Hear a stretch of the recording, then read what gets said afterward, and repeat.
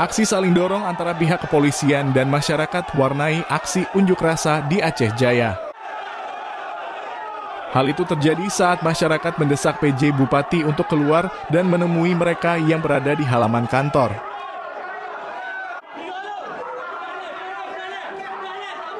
Namun hingga beberapa waktu PJ Bupati atau perwakilan dari pemerintah tidak kunjung menemui masyarakat. Para masyarakat yang didominasi kaum laki-laki itu kemudian memaksa menerobos barisan polisi yang berada tepat di depan tangga menuju teras kantor Bupati.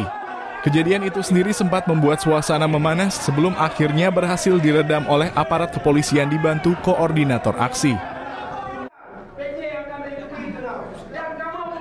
Pada kejadian itu sendiri masyarakat menyampaikan jika hal itu tidak akan terjadi apabila PJ Bupati langsung menemui mereka di halaman kantor Bupati.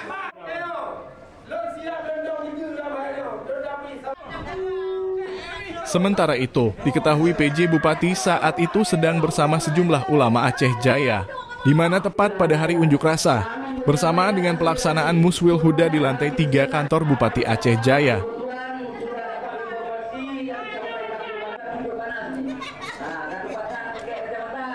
Beberapa waktu kemudian PJ Bupati Aceh Jaya Dr. A. Murtala akhirnya menemui masyarakat. Kepada masyarakat dirinya mengaku sudah melakukan berbagai upaya termasuk menyurati kementerian untuk penyelesaian kasus konflik gajah dan manusia itu.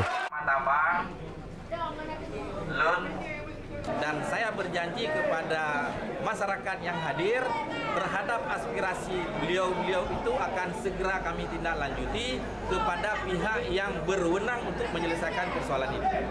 Dalam waktu dekat, mungkin besok kami akan segera mengunjungi BKSDA selaku penanggung jawab dalam menyelesaikan persoalan ini. Insya Allah besok kami akan ke BKS. Karena pemerintah kabupaten tidak memiliki kewenangan untuk menyelesaikan langkah-langkah itu, maka yang dapat kami lakukan adalah melaporkan kepada pihak yang bertanggung jawab untuk segera menyelesaikan derita yang dialami oleh masyarakat kami saat ini.